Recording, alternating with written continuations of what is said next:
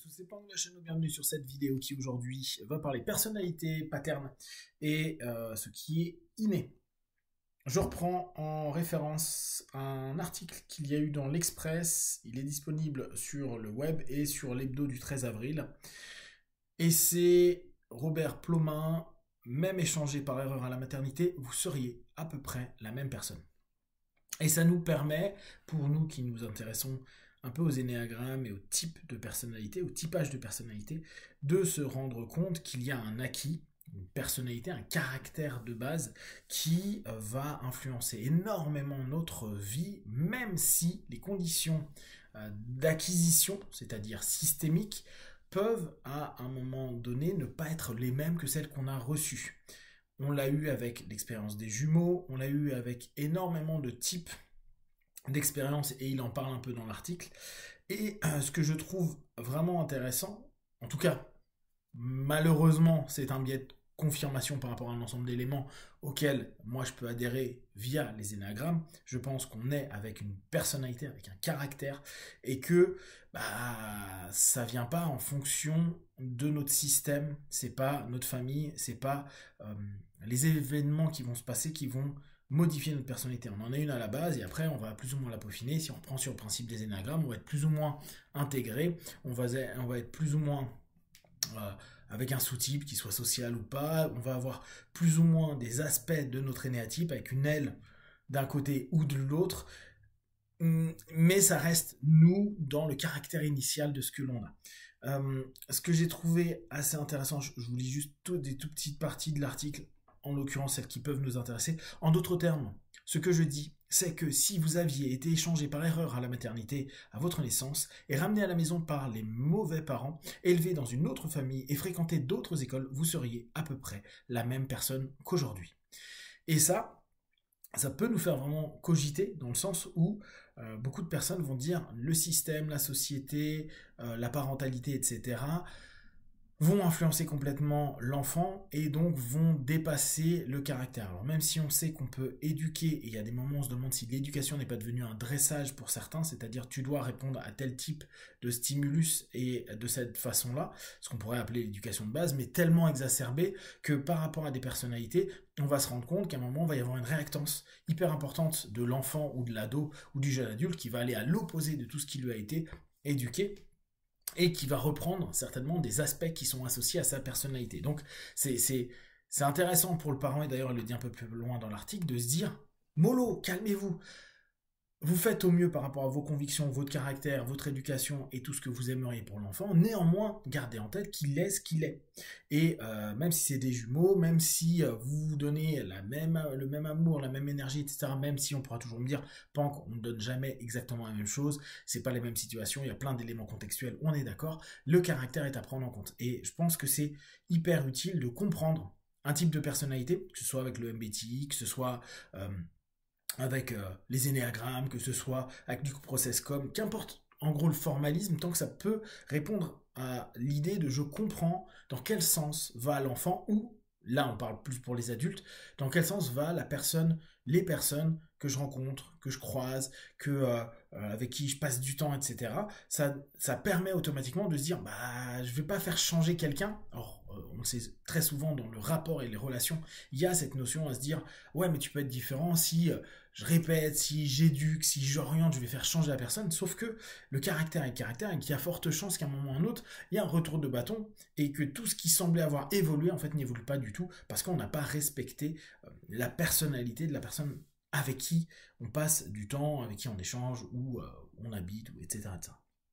Donc, je reprends un petit peu, il ne s'agit pas d'une simple hypothèse, des jumeaux identiques élevés séparément depuis leur naissance, sans même connaître l'existence de l'autre, sont étonnamment semblables lorsqu'ils sont réunis pour la première fois à l'âge adulte. Non seulement sur le plan physique, mais aussi psychologique. Un documentaire primé, je ne l'ai pas vu, et je le regarderai comme ça, je pense que ça peut être sympa. Three Identical Strangers en est une illustration spectaculaire. Alors, ce qui peut être sympa, c'est que je le regarde, vous le regardiez, et puis on en discute. On pourrait se faire un live d'ailleurs pour échanger, pour voir ce qu'on en pense. Ça pourrait être cool. Ce que ces résultats signifient pour les parents et là, c'est cet aspect-là que j'aime bien, c'est qu'ils ont beaucoup moins de contrôle sur le développement de leur enfant qu'ils ne le pensent. Et ça, bah, je pense que beaucoup d'entre nous, et même quand on est dans l'accompagnement, on peut dire, putain, mais éduque ton gosse, merde, tu fais ça, c'est le bordel. Oui, sauf que l'enfant a un caractère. Et moi, souvent, je reprends mon frère qui avait un très fort caractère, et qu'importe comment mes parents pouvaient l'orienter sur certains aspects, il avait un caractère dur sur des choses, bah, c'était super dur pour mes parents de pouvoir lui faire faire certains éléments, qu'importe la sévérité, qu'importe la bienveillance, qu'importe en fait les stratégies, il a son caractère, il avait ses idées, etc. etc. L'éducation n'a pas grand chose à voir là-dedans. Ouais, pardon. Et la principale raison pour laquelle les enfants deviennent ce qu'ils sont, l'éducation n'a pas grand chose à voir là-dedans. Les enfants ne sont pas des boules d'argile que les parents peuvent modeler pour qu'ils deviennent ce qu'ils veulent. Avec suffisamment d'efforts, les parents peuvent faire la différence. Ça, je trouve que c'est intéressant cette phrase-là. Ils peuvent faire en sorte que leurs enfants étudient davantage ou fassent plus d'exercices, mais cela n'en fera pas des érudits ou des athlètes de haut niveau, à moins qu'ils soient génétiquement prédisposés à le devenir. Et là, on rentre vraiment sur ces aspects-là où la biologie, le caractère, l'ensemble des éléments. Alors, pour beaucoup, ça va être, ouais, mais donc c'est déterministe, ça veut dire que je pourrais pas telle ou telle chose. Oui, il y a des choses, et là je reviens sur ma notion de pouvoir limité, ouais, il y a des trucs, on sera jamais capable de le faire, ça veut pas dire qu'on sera pas... Alors, on sera jamais capable de le faire à haut niveau, ou être très bon. Mais ça veut pas dire qu'on peut pas s'initier, ou avoir une bébé base, une petite base. Et oui, ça peut être frustrant pour certains, parce qu'il y a des gens qui arrivent à faire plein de choses, et puis d'autres, c'est pas le cas. Et là encore, c'est ce que nous sommes, et c'est pas un problème. Parce que parfois, des personnes qui peuvent faire peu de choses peuvent devenir des spécialistes dans un domaine, et ça va être des monstres, et d'autres, bah, ils vont être hyper polyvalents.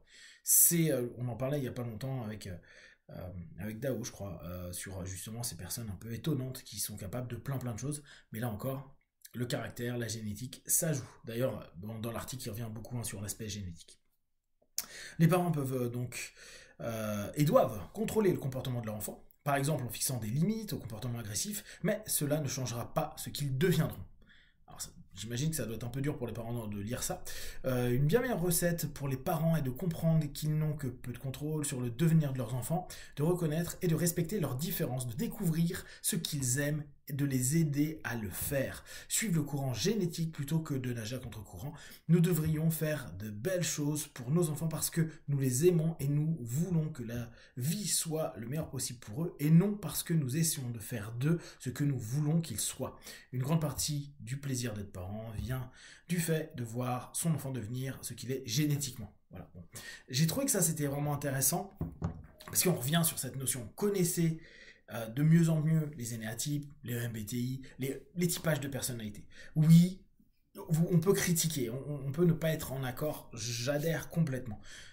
L'idée c'est plus on connaît et plus si vous utilisez les énagrammes, plus vous comprenez un autre énéatype, plus vous êtes apaisé, vous allez dans son sens à plein de moments, vous vous énervez pas sur des choses où vous êtes pas triste, où vous challengez pas, vous rentrez pas vous-même dans vos propres problèmes pour discuter, partager, échanger avec un autre type parce que on sait qu'il est comme ça, ou elle est comme ça, ou ils sont comme ça.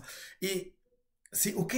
C'est ok, et parce que c'est ok, vous allez vous rendre compte que votre stratégie de communication, votre rapport à l'autre va être complètement différent, va être super plus constructif, et les liens, les rapports, etc. vont complètement se développer, plutôt que se dire non mais tu dois changer, être rentré dans ma routine, dans ma manière de penser, dans ma manière de faire, dans mon énergie, dans mon caractère, tu dois t'adapter. Et il y a des caractères qui sont hyper adaptatifs, bah chopez des personnes qui sont comme ça, rencontrez-les, découvrez-les, mais plus vous allez connaître ces différents types de personnalité, plus vous allez capter comment ça fonctionne, plus vous allez capter ces liens, plus vous allez comprendre ce qui est inné et comprendre que l'acquis, ça va être un effort aussi bien de votre côté que de son côté, que de leur côté, plus vous allez vous rendre compte que vous allez trouver des stratégies encore plus simples en prenant en compte ce qu'ils sont, en animant ce qu'ils sont et en développant un rapport avec ce qu'ils sont et pas à ce que vous rêvez qu'ils soient. Si vous avez des questions et des remarques, n'hésitez pas. Si vous avez envie de voir le film, vous me le dites et on se fait un petit live peut-être à un moment donné. Comme d'habitude, de tout ce que je propose, ne prenez que ce qui est bon et juste pour vous. Testez, observez, analysez et concluez. Be one, ciao.